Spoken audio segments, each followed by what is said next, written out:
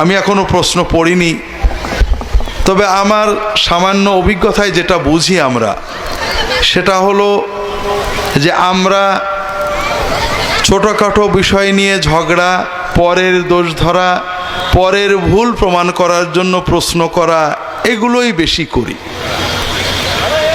কথাটা হলো ভাই, এই যে দুনিয়াতে আমরা বাস করছি, এই যে দেশের সমস্যা, দশের সমস্যা, মশলার সমস্যা, ঝগড়াঝাটি, পরিবারের সমস্যা, ছেলেপেলের সমস্যা, ব্যবসার সমস্যা, সব থেকে যাবে।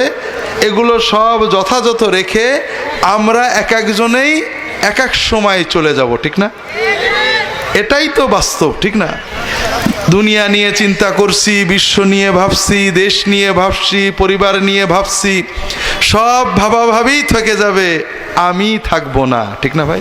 তো দুর্ভাগ্য ভাইরা, দুনিয়ার অনেক মানুষ গতানুগতিক চলে, কিছুই চিন্তা করে না, গরু ছাগলের মতোই চলে। আর যারা একটু চিন্তা করে তারা পরকে নিয়ে চিন্তা করে, নিজেকে নিয়ে ভাবে না।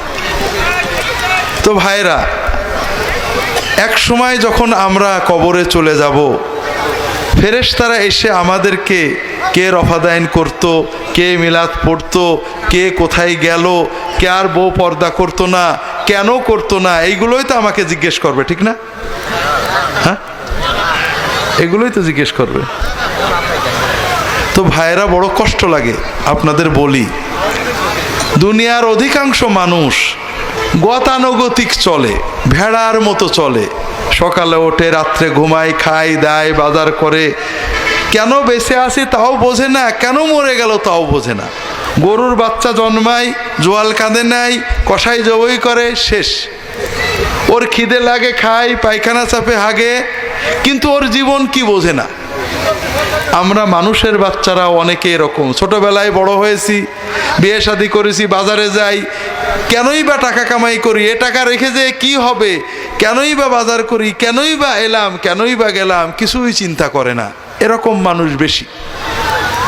যারা একটু চিন্তা করার তৌফিক আল্লাহ দিয়েছেন, তারা শুধু পরের ভুলগুলো চিন্তা করি। ভাই, কি নিয়ে আমি আল্লাহর কাছে যাচ্ছি, আমি কি করলাম, আমি কতটুকু নেকামল করেছি, আল্লাহর সামনে কি দেব, আমার রবের সাথে, মালিকের সাথে আমার সম্পর্ক কতখানি গভীর, আমি কি আল্লাহ দরবারে হাত তুলে চোখে পানি আসে কিনা, আমি কয় রাকাত তাহাজ্জুদ পড়তে পারেছি, কয়টা আল্লাহর কাজ করতে পারেছি, কয়জন মানুষকে আল্লাহর কথা বলতে পারেছি, এ চিন্তা আমরা করি না ভাই।